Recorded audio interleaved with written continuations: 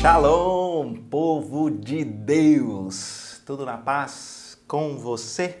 Eu espero que sim, e espero que do modo que você estiver, aonde você estiver, você esteja animado em prestar culto ao Senhor, louvarmos juntos, estudarmos a palavra juntos, orarmos juntos. Isso nos abençoa fortemente. Quero te convidar então a nós louvarmos juntos ao Senhor. Vamos louvar? Amém, meus irmãos. Vamos louvar e exaltar o nome do nosso Deus Todo-Poderoso com canções que exalte e glorifique o seu santo nome. Pra te adorar, ó Rei dos Reis, foi que eu nasci, ó Rei Jesus. Meu prazer é te louvar, meu prazer é estar nos átrios do Senhor. Meu prazer é viver na casa de Deus, onde flui o amor.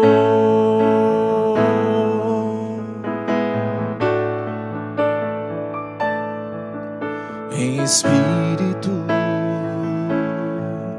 em verdade, te adoramos, te adoramos. Em espírito, em verdade, te adoramos, te adoramos. Rei dos reis e Senhor, te entregamos nosso viver. Rei dos reis e Senhor, te entregamos nosso viver. Pra te adorar, ó Rei dos reis, foi que eu nasci, ó Rei Jesus. Meu prazer é te louvar, meu prazer é estar nos átrios do Senhor. Meu prazer é viver na casa de Deus, onde flui o amor. Pra te adorar, pra te adorar, ó Rei dos reis, foi que eu nasci, ó Rei Jesus. Meu prazer é te louvar, meu prazer é estar nos átrios do Senhor. Meu prazer é viver na casa de Deus, onde flui o amor.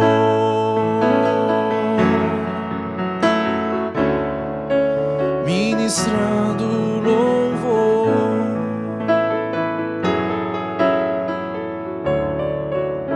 onde flui o amor.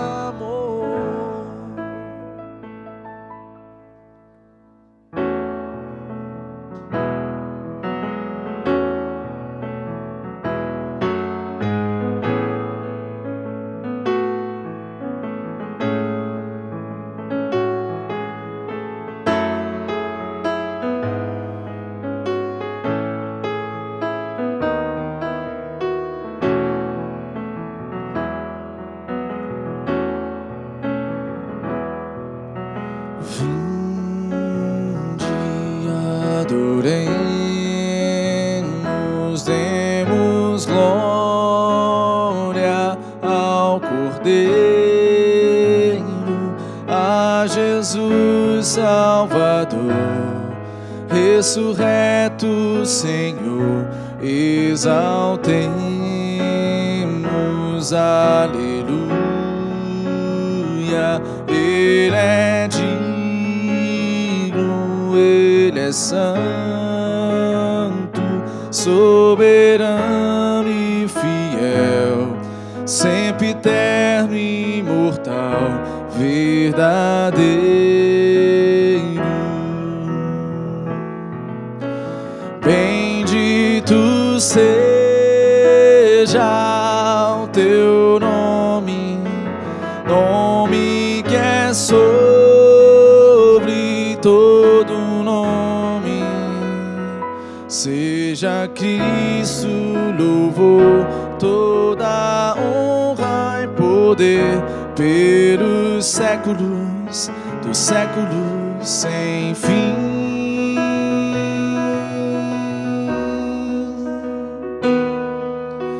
Vinde, adoremos, demos glória ao Cordeiro, a Jesus Salvador, ressurreto Senhor, exaltemos, aleluia. Ele é digno, Ele é santo, soberano e fiel, sempre eterno e imortal, verdadeiro.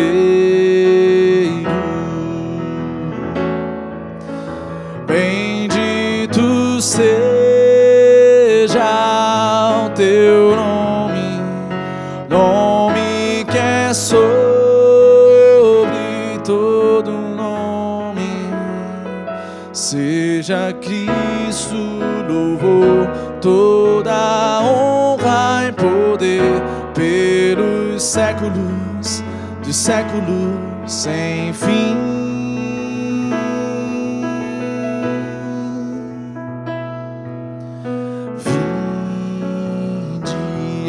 Adoremos,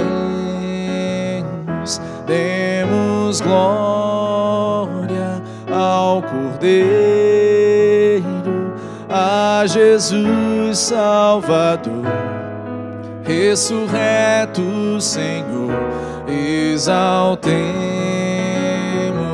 aleluia. Ele é digno, Ele é santo, soberano e fiel, sempre eterno e imortal, verdadeiro.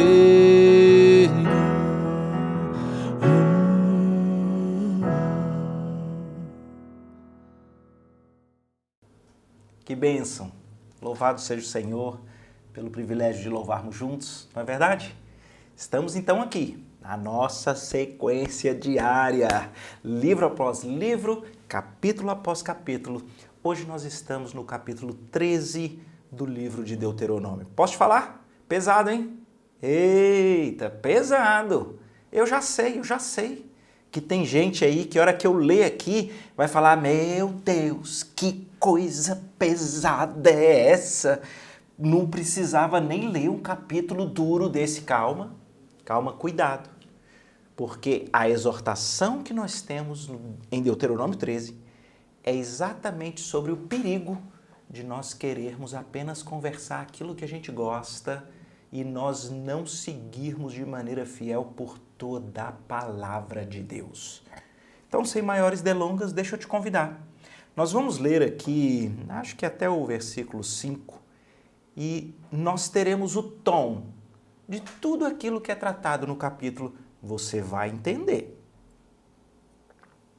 Quando um profeta ou um sonhador se levantar no meio de ti e te anunciar um sinal, um prodígio, e suceder o tal sinal ou prodígio de que te houver falado, e ainda disser: vamos após outros deuses que não conheceste, Sirvamo-los.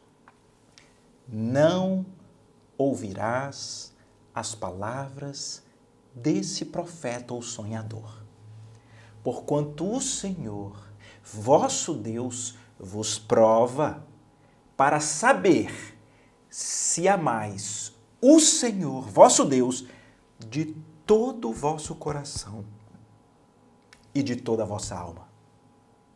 Andareis após o Senhor, vosso Deus, e a Ele temereis. Guardareis os seus mandamentos, ouvireis a sua voz, a Ele servireis e a Ele vos achegareis.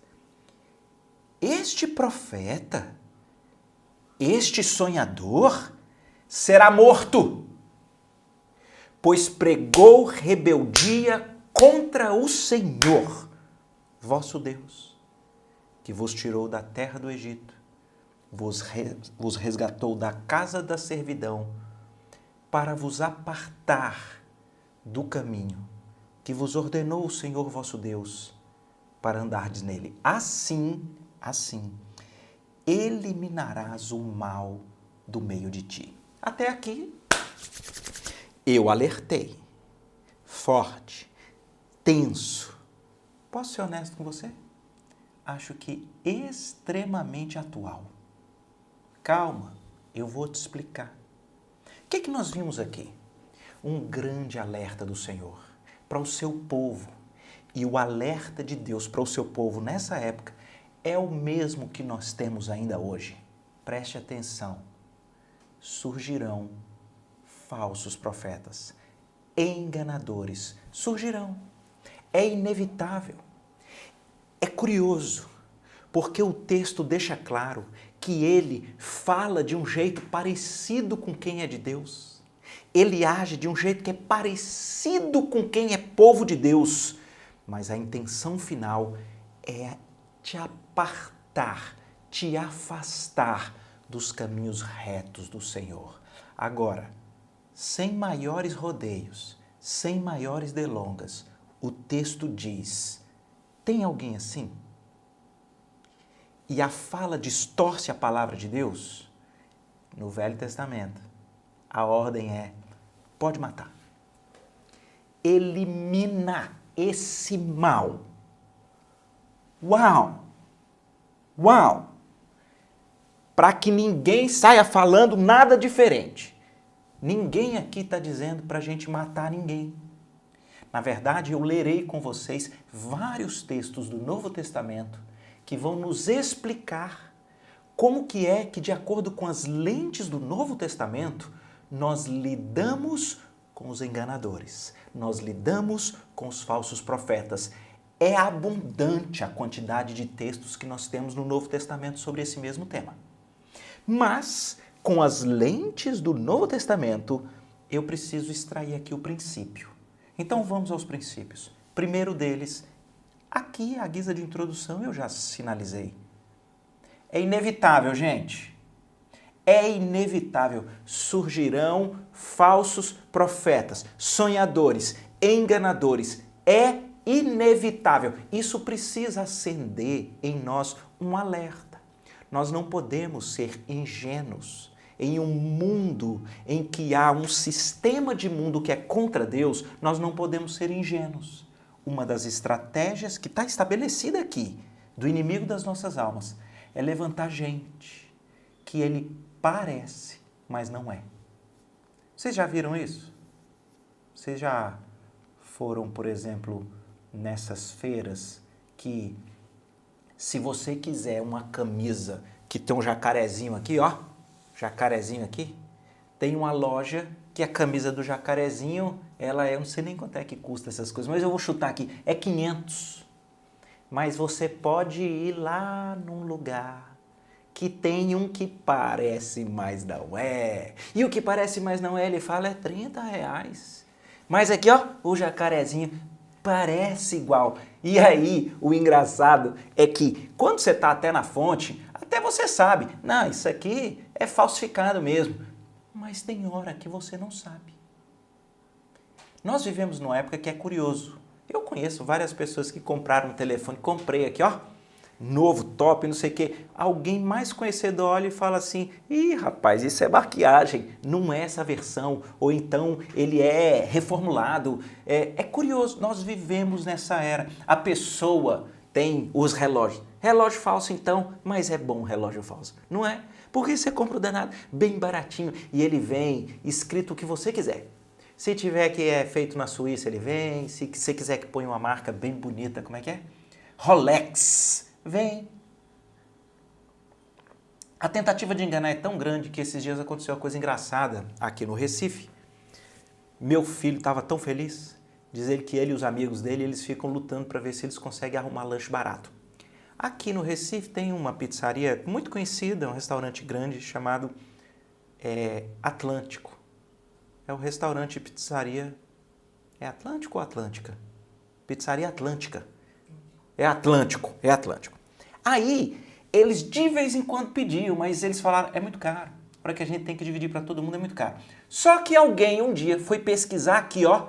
Vamos pesquisar aqui a pizza da pizzaria Atlântico.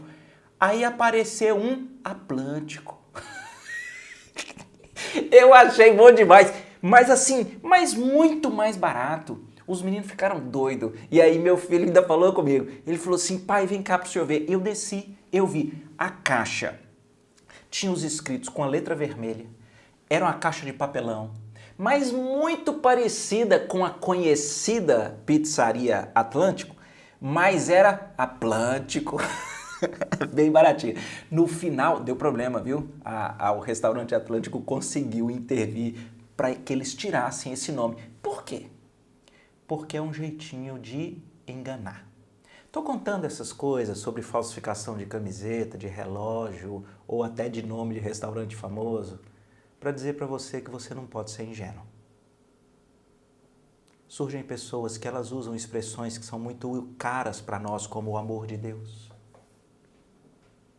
Elas falam de eternidade. Só que o conteúdo e o conceito final que elas vão passar é um engano. E eu e você não podemos ser ingênuos.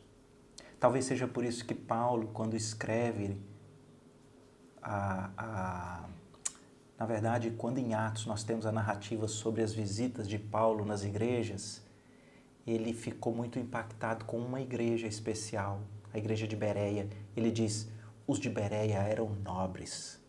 Por quê? O que faz alguém ser nobre, espiritualmente falando, na boca do apóstolo Paulo? Ele diz, eles ouviam a palavra com toda atenção, mas eles confirmavam nas escrituras para ver se as coisas eram de fato assim.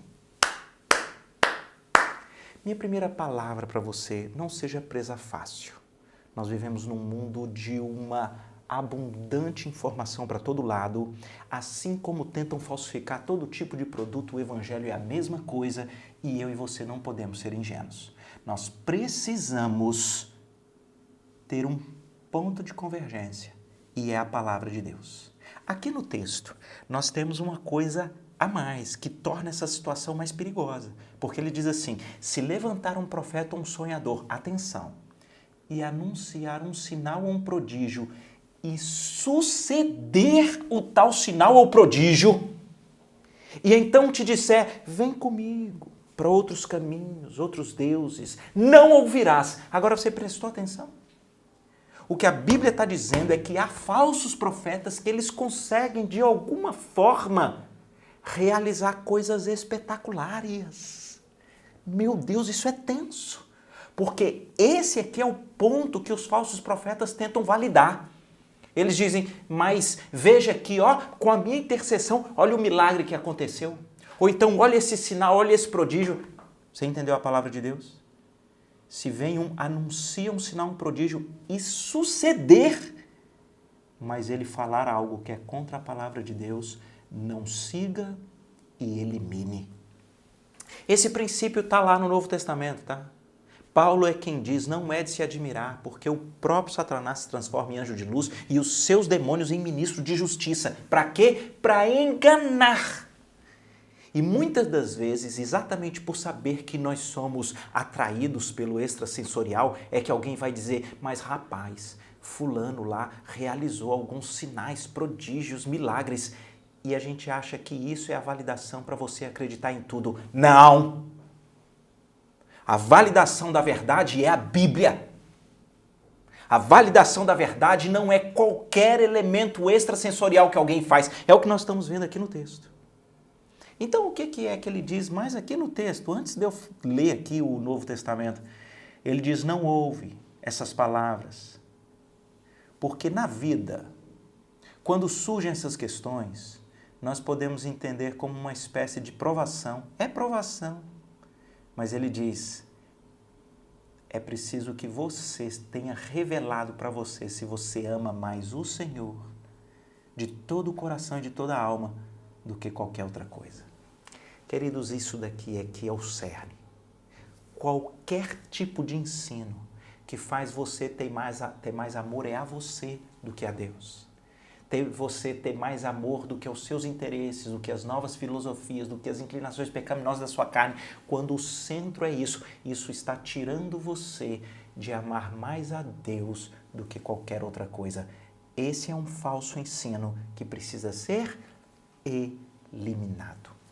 Ele diz o que nós precisamos, estou terminando aqui o 4 e 5, que eu já li, estamos só expondo.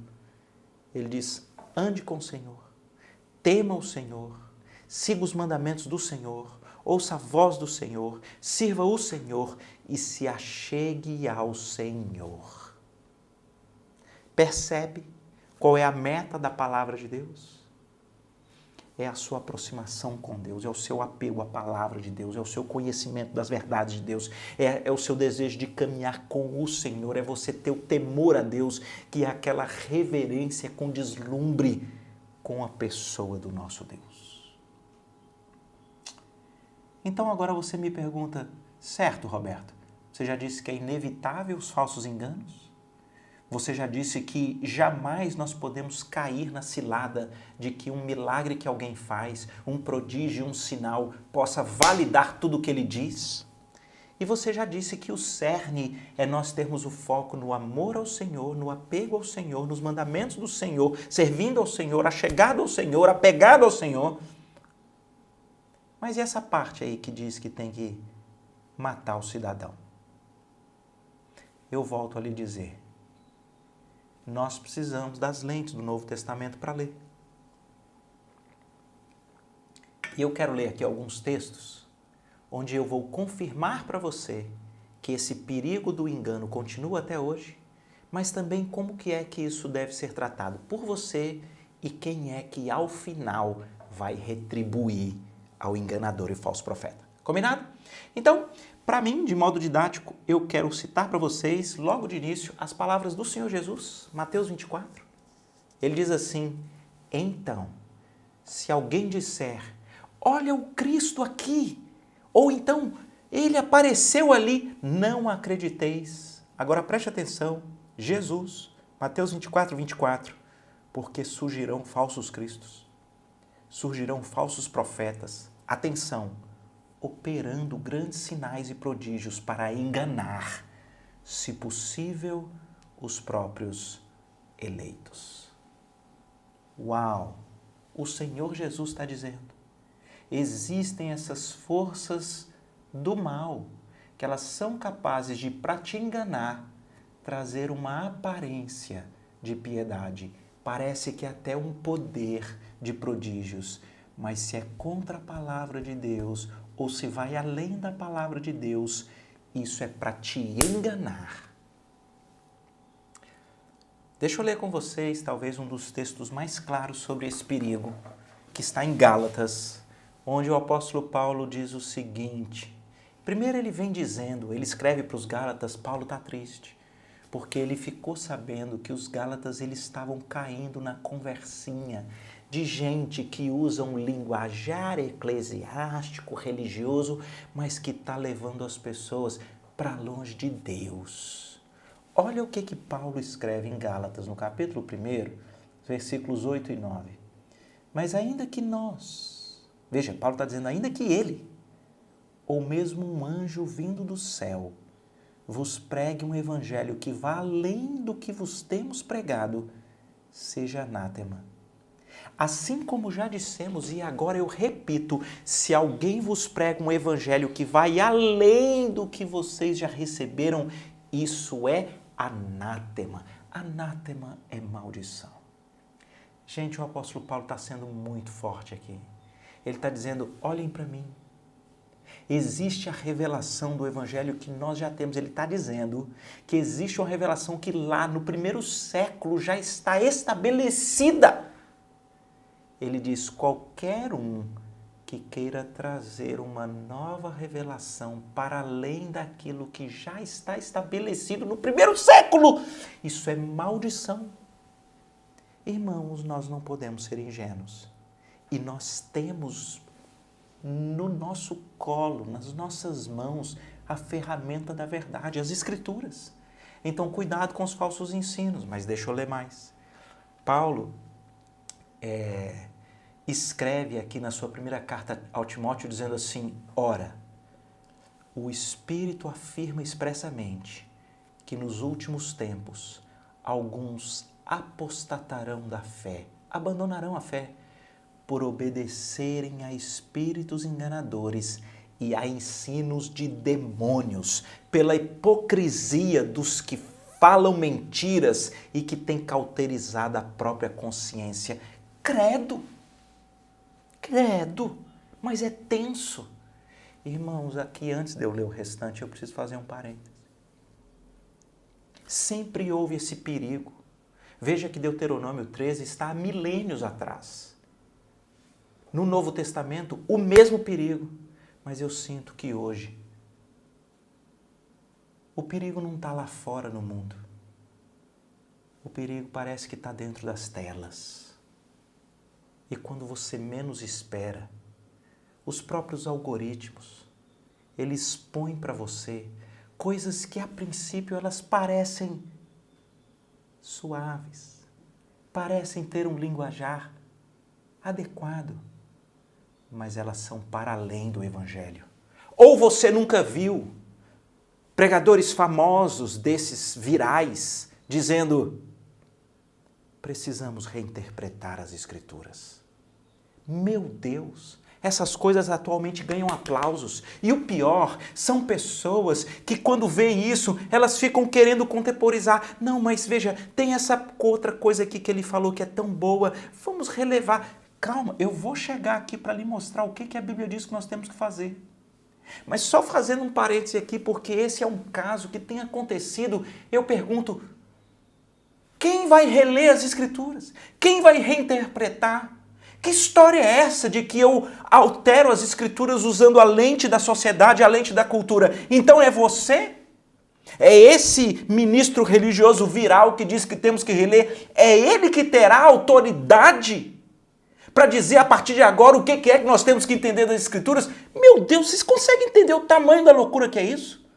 É como se agora eu dissesse que por conta da minha capacidade de ler os novos tempos, o que está escrito na Bíblia não é mais bem assim, é outra coisa. E aí você vai ter como autoritativo, inerrante, para definir a sua eternidade.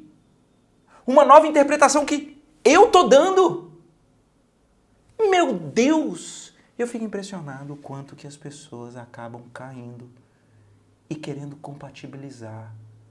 Irmãos, deixa eu ser sério aqui com vocês. Nós estamos falando do destino eterno das pessoas. Para com isso. Vou criar uma história aqui. Pensa comigo, eu sou cego. E tá um burburinho grande, mas eu tô vindo. Só que eu não sei, eu tô à beira do precipício. Aqui, ó. Aqui é o precipício. Tô vindo aqui. Só que de repente eu percebo que eu estou ouvindo muito som para cá, e passou uma ventania aqui, aí eu paro. Estou na beira do precipício, eu paro, sou cego. Mas como tem gente, eu falo, escuta, alguém aqui pode me ajudar? Alguém? Aí a pessoa do lado fala, pois não. E eu pergunto para essa pessoa, escuta, qual caminho eu devo seguir? Olha para mim, imagina se essa pessoa falar, não importa muito o caminho, Pode seguir o que você quiser. O que importa é a sinceridade do seu coração. O que vai acontecer, querido? Eu vou dar mais um passo e vou cair no precipício. Esse que é um argumento de tolerância. Esse que é um argumento de amor. Pode decidir, segue o que você quiser. O que importa é a sinceridade do seu coração. Isso é um crime. No exemplo que eu te dei, é um crime. E nós estamos com as nossas telas recheadas de falsos profetas, que é o argumento do amor, que é uma palavra bíblica. Estão sendo falsos profetas, enganadores, muitas das vezes cheios de poder, com grande linguajar, e que o apóstolo Paulo está dizendo, a pessoa pode ser um anjo, pode ter pirotecnia, que você fica encafufado, como é possível. Se prega para além da verdade do Evangelho do Senhor Jesus. Isso é uma maldição. O que a gente pode fazer aqui para a gente arrematar? O apóstolo Pedro, ele escreve. É interessante que o apóstolo Pedro ele faz exatamente a correlação com o que aconteceu com o povo de Israel. Ele diz assim, eu estou na segunda carta de Pedro, no capítulo 2, começando no versículo 1. Assim como no meio do povo surgiram falsos profetas, assim também haverá entre vós falsos mestres, os quais introduzirão dissimuladamente heresias destruidoras, até o ponto de negarem o soberano Senhor que os resgatou, trazendo sobre si mesmos repentina destruição. Olha o que Pedro continua a dizer. E muitos seguirão as suas práticas libertinas. E por causa deles será infamado o caminho da verdade. Também, movidos por avareza, olha aqui, ó, amor ao dinheiro, aos bens materiais, às riquezas, eles farão comércio de vocês com palavras fictícias, mas para eles há um juízo lavrado a longo tempo que não tarda e a sua destruição não dorme. Aqui nós já temos uma interpretação do apóstolo Pedro em relação a Deuteronômio 13. Ele diz, vão surgir e muitos vão cair, porque é dissimulado. Dissimulado é esse engano que não é muito visível, mas são pessoas... Olha quais são os caminhos de perversão do Evangelho. Práticas libertinas. Não ouvimos isso? É a graça barata. Usa o amor para dizer, pode viver como quer, suas inclinações, ame o pecado. No final, Deus vai receber todo mundo. Práticas libertinas. Vivemos um período de pessoas que andam pregando as práticas libertinas. Segundo o que ele fala aqui, gente que ama a avareza e que faz comércio da religião. O que é isso? A religião como um fim para você ter bens, para você ficar rico, para você ter coisas. É Pedro que está dizendo que esses são os tipos de inclinação de engano dissimulado que as pessoas caem. Mas aqui Pedro vem e acalma você e a mim. Ele diz, Deus está vendo. E há um juízo preparado para aqueles que distorcem o Evangelho. Deus, queridos, o Novo Testamento explica isso para nós. Não somos nós que vamos realizar vingança. Em Romanos 12 é dito, não vos vingueis a vós mesmos, deem lugar à ira de Deus, porque está escrito, é Deus dizendo, a mim me pertence a vingança, eu retribuirei. Então aqui a lente do Evangelho ajuda a gente a entender. Deus está vendo. Certo, Roberto?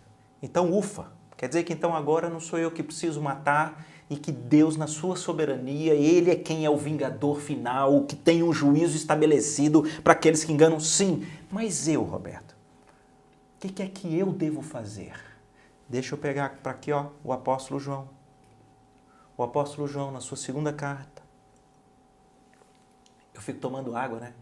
Esses dias apareceu um menininho que ele falou que o desafio dele é contar quantas vezes eu tomo água. Vê, eu adorei. Então conta, cidadão. Mais um, ó. Bom demais. Segunda carta de João, o versículo 7. Porque muitos enganadores têm saído pelo mundo afora, eles não confessam Jesus Cristo vindo em carne. Assim é o enganador e o anticristo. Cuidado! Para não perderdes aquilo que nós, o apóstolo disse, nós temos realizado com esforço, para que vocês recebam completo galardão. Olha a explicação. Todo aquele que ultrapassa a doutrina de Cristo e nela não permanece, não tem Deus. O que permanece na doutrina, esse tem tanto o Pai como o Filho. Versículo 10 da segunda carta do apóstolo João. Se alguém vem ter convosco e não traz essa doutrina de Cristo, não o receba em casa, nem lhe deis as boas-vindas, porquanto aquele que lhe dá as boas-vindas, faz-se cúmplice das suas obras más. Aqui está o esclarecimento para nós. Quando você lê Pedro e João, como é que nós vamos aplicar agora Deuteronômio 13? Primeiro não vamos nos enganar nem sermos ingênuos. O engano está aí desde sempre, tentando dar uma rasteira no povo de Deus. Nós temos um crivo, é a Bíblia, é a verdade. Não são sinais, não são prodígios, não são milagres, não é uma verbalização eclesiástica e religiosa, é a palavra de Deus. Mas nós, como que nós extirpamos isso do nosso meio? Não receba em casa, não participe, não ande junto. Você então tem condição de identificar quais são esses que estão dizendo precisamos reler, quais são esses que estão usando o argumento do amor para aceitar todo tipo de perversão, libertinagem. Toda hora surge uma nova denominação evangélica dizendo que pelo amor, e eles mudam as estruturas de família, mudam as estruturas de valor. O que é verdade eles dizem que é mentira, o que é mentira eles dizem que é verdade. A Bíblia está dizendo, cai fora. Não fica dizendo, não, eu vou assistir um pouquinho porque fala tão bonito. Ah, tão legal, porque teve aquele outro dia, olha, aquela outra coisa que foi tão legal. Não, não. Porque o centro aqui que nós aprendemos com Jesus, com Paulo, com Pedro, com João, todos eles, e olha que eu não li aqui Tito, eu não li aqui Tessalonicenses, em todas essas cartas nós temos aqui, alerta sobre esse perigo. Mas o que nós lemos aqui é que há um grande crivo. A mensagem do Evangelho, ela é uma exaltação da obra de Cristo na nossa vida, para mudar a nossa vida, para nos salvar de uma inclinação completamente depravada que nós temos, que exige ira e condenação de Deus.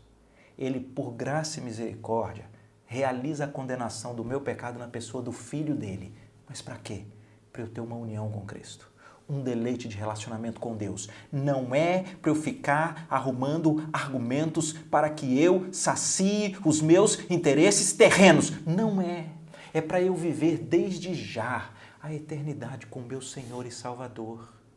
Queridos, todo o Evangelho, ele exalta Cristo, ele é fiel à palavra. Quando você começa a ouvir pessoas dizendo que tem uma novidade, ou que agora nós temos um amadurecimento, ou que agora nós temos uma reinterpretação, ou que agora, de acordo com a nossa sociedade, nós temos uma outra ênfase, ou então você não vai nem receber em casa e nem comer, porque, como diz o apóstolo João, não queremos ser cúmplices de obras que são contra Deus. E pode ter certeza, ao final, pessoas que andam por aí ao argumento de tolerância e de amor, sendo mecanismos, instrumentos para as pessoas caírem no precipício, essas pessoas vão ter que responder diante de Deus. Porque Deus continua no trono e continua vendo. Uma coisa que é Pedro quem falou, que me chama a atenção, é que ele diz que, é lá na segunda carta de Pedro, eu li o capítulo 2, né? Ele diz, no versículo 9, mas o Senhor sabe livrar da provação os piedosos. E Ele reserva castigo para os injustos. A minha palavra não é para te colocar medo, é para que você não seja ingênuo, mas é para que você, no desejo de caminhar com o Senhor, você com os olhos espirituais abertos, você fique em paz, porque Deus vai poder te ajudar a ficar protegido dessas investidas. Sabe qual é uma das formas que Deus nos protege? Sabe qual é? A igreja. A igreja. A igreja é um local onde nós devemos, nesse corpo presencial, nesse corpo de relacionamento com pessoas que amam a Deus mais do que os nossos interesses, é aqui que nós devemos compartilhar nossas dúvidas. Se nós estamos com dificuldade de saber se aquele link daquele vídeo ou daquele texto que veio para nós, se aquilo está certo, se aquilo está indo além do Evangelho, a igreja tem que ser esse local para nós conversarmos. E nós, como igreja, iremos para a palavra de Deus, assim como os crentes de Bereia, para ver se as coisas são de fato assim. E com o crivo das Escrituras, nós ficaremos protegidos dos enganos. Vamos orar? Pai querido, texto forte, mas se formos muito honestos, extremamente atual. Abre os nossos olhos espirituais, dá-nos o apego à Tua palavra, porque ela é a verdade, e discernimento para não sermos presas fáceis aos engendros do engano. E que esse apego ao Senhor, o amor ao Senhor mais do que todas as coisas, o conhecimento da Tua palavra, ouvindo a Tua voz, seguindo os Teus mandamentos, a chegada ao Senhor, sejam as marcas da fidelidade da nossa vida desde hoje e até o fim. Em nome de Jesus. Amém. Tu és soberano sobre a terra, sobre os céus. Tu és Senhor absoluto.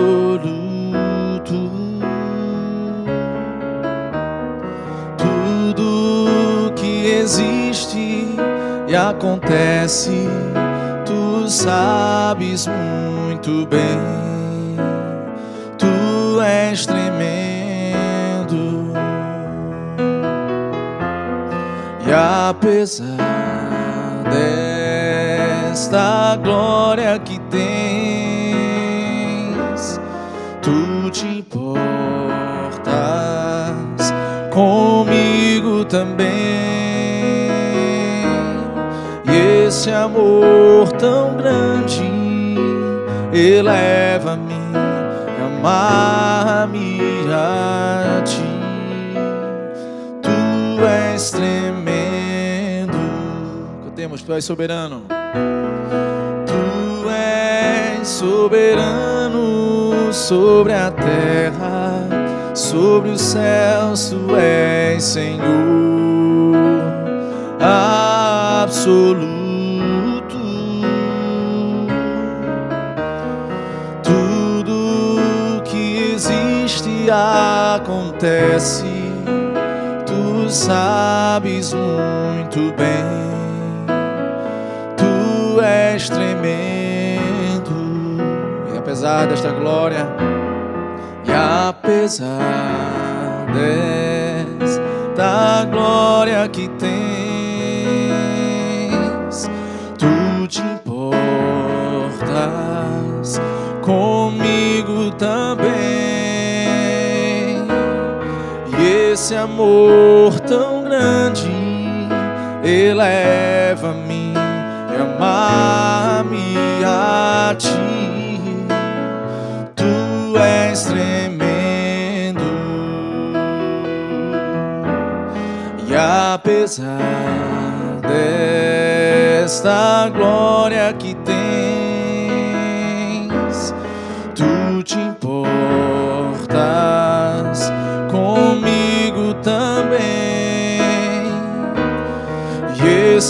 amor tão grande eleva-me e amar-me a ti.